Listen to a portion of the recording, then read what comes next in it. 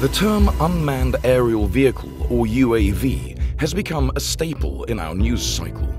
Reports from modern combat zones are seldom without the mention of these machines, highlighting both their undeniable battlefield impact and the ethical debates they spark.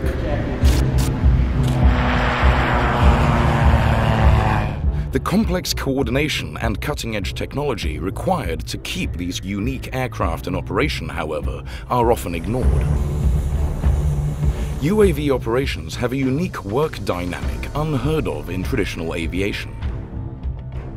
While many US Air Force UAV pilots live near major air bases like Creech Air Force Base in Nevada or Beale Air Force Base in California, the missions are flown over areas of active conflict or interest that are sometimes thousands of miles away from the ground control stations where the pilots are located.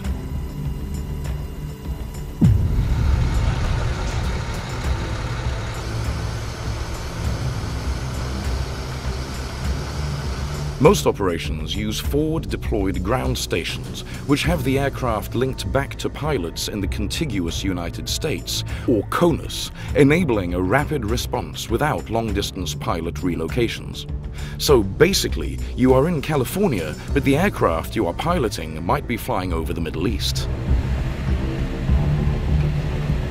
Needless to say, there is a complex network of coordination and technology at work to achieve such a gigantic task.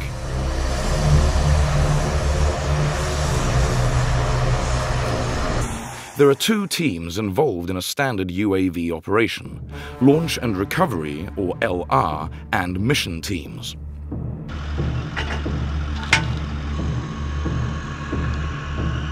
The LR team consists of aircraft maintainers, specialized pilots, and ground crew. They are physically located at the airfield or launch site where the UAV takes off and lands.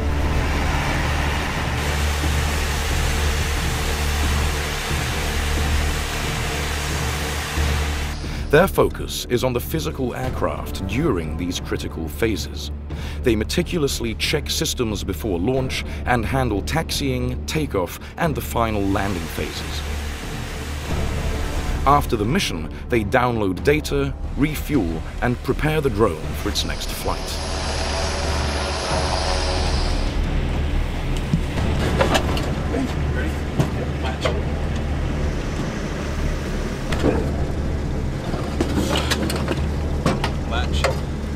The aircraft they are tasked with looking after is a wonder of technology and avionics. Let's take a brief look at the MQ-9 Reaper, as it is the most used UAV by the United States military.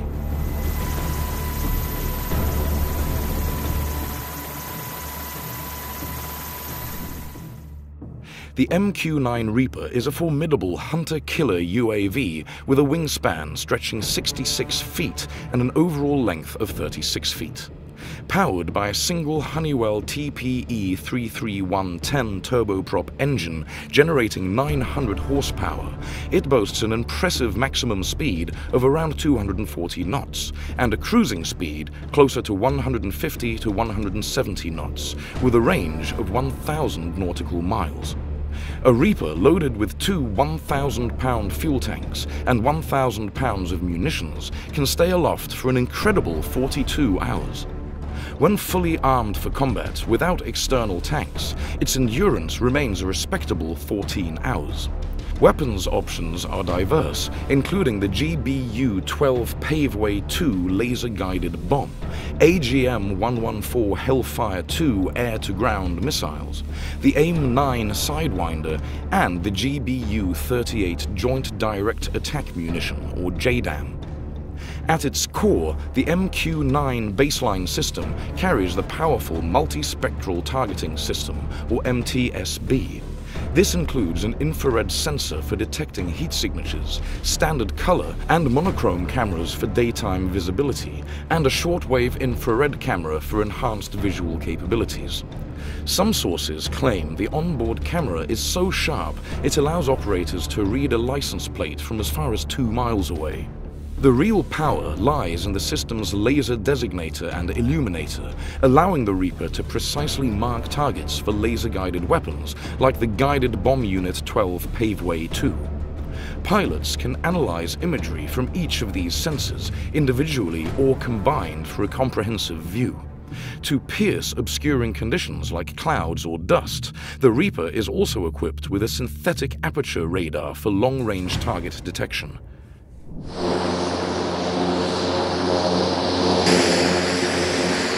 This is a $33 million flying machine that costs around $3,500 per flight hour.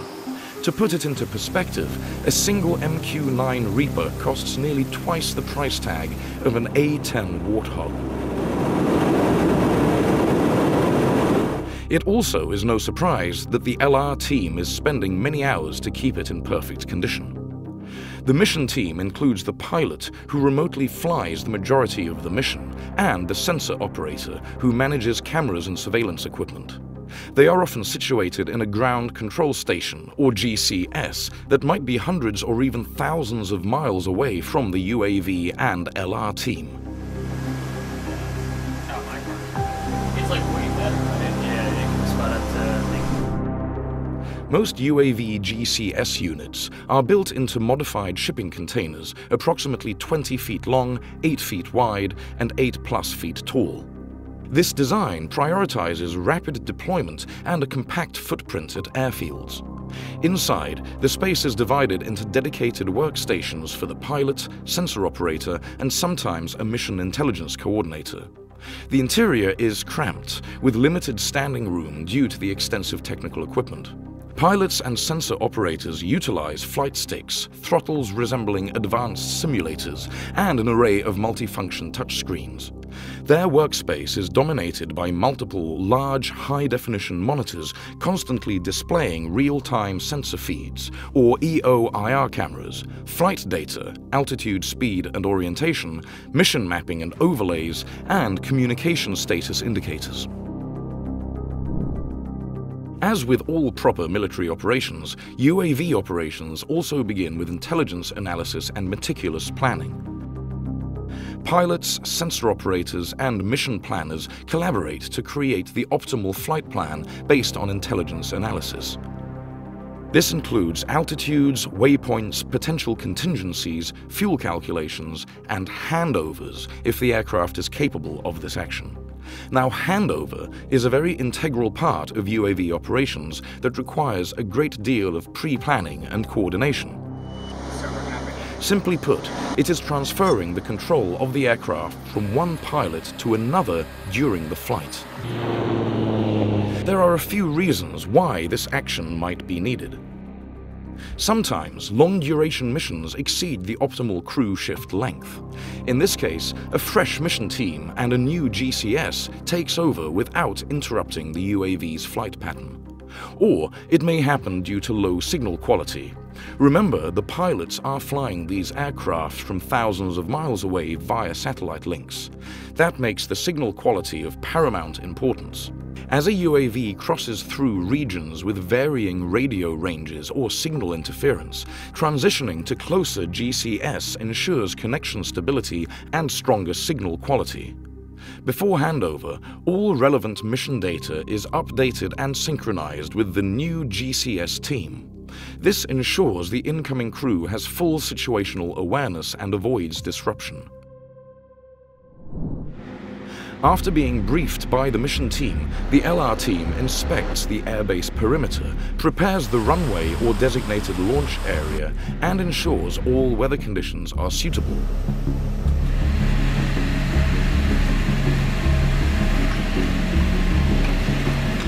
The LR team goes through a rigorous pre-flight checklist on the UAV.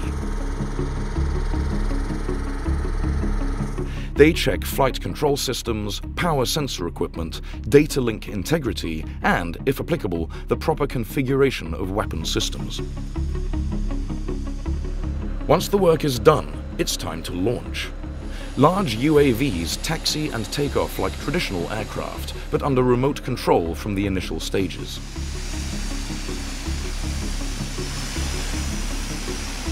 Sometimes the LR team may handle the initial takeoff and climb-out phases, ensuring the UAV clears airspace and reaches a designated altitude.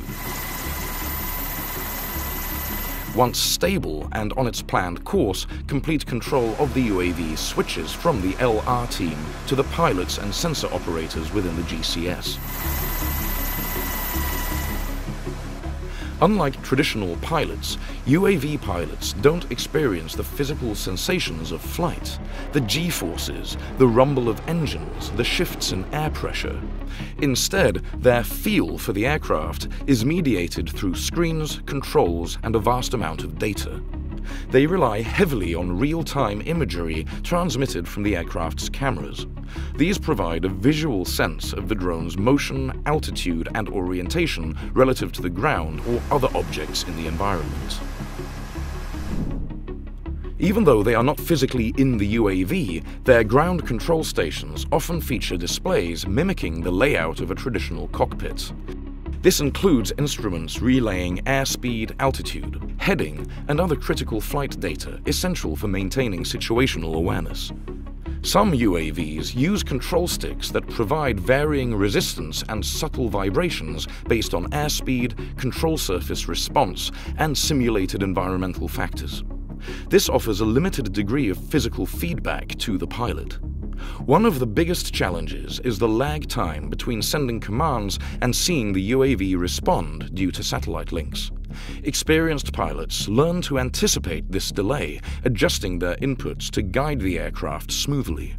The sensor operator's constant observations and input feedback to the pilot build a shared, almost instinctual sense of the aircraft's state in space. Despite all technological developments, UAV pilots might never have the same visceral, full-body sense of flight as traditional pilots. Furthermore, UAVs often operate in complex and dynamic environments where split-second decision-making is required. The imperfect and mediated feel can potentially increase the risks of misinterpreting situations.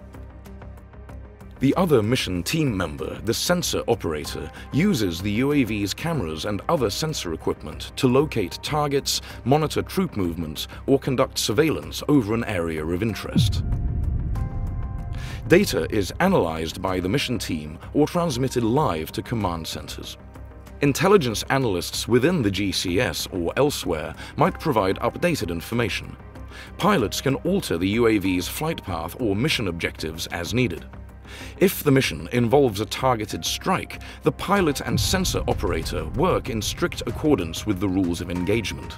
This involves positively identifying the target, minimizing collateral damage risks, and often requiring authorization from higher command levels.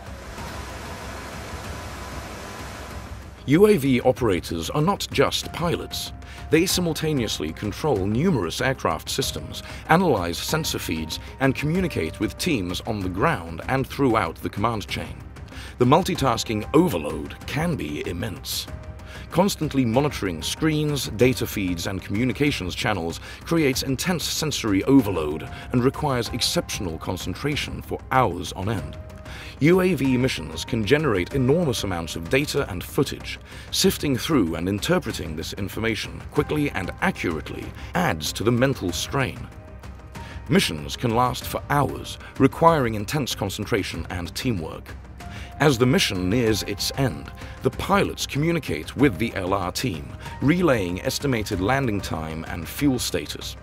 The LR team clears the runway and recovery area and activates any necessary catching systems, like tailhook arrestor cables. The mission team guides the UAV back, and the LR team may take control of the final approach and landing sequence. This transition, again, should be seamless.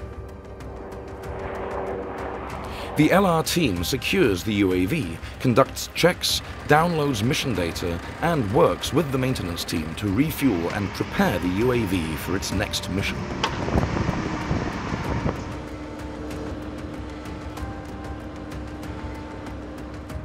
After the flight, a detailed debrief is critical to extracting lessons learned.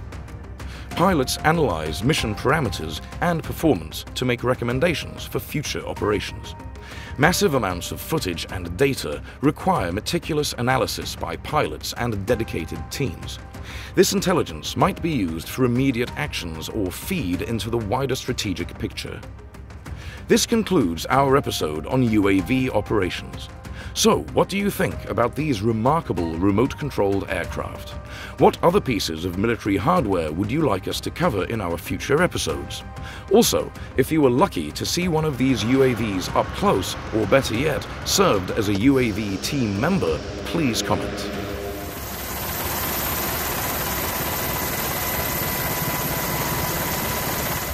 Remember to hit the subscribe button and ring that bell to stay updated with our latest content. And while you're here, why not check out another one of our exciting videos? Thanks for watching and see you in the next one.